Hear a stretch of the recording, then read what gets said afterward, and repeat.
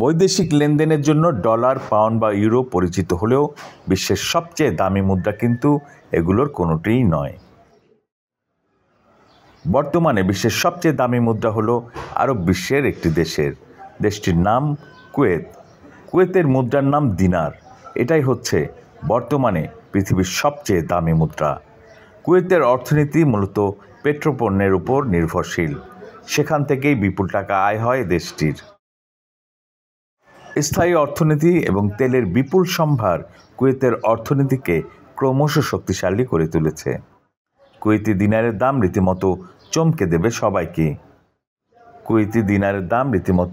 দেবে সবাইকে। বর্তমানে এক কুয়েতি দিনার মানে 3.26 মার্কিন ডলার। এর মানে কুয়েতি দিনারের দাম ডলারের 3 গুণেরও বেশি। তরঙ্গ নিউজ ডেস্ক।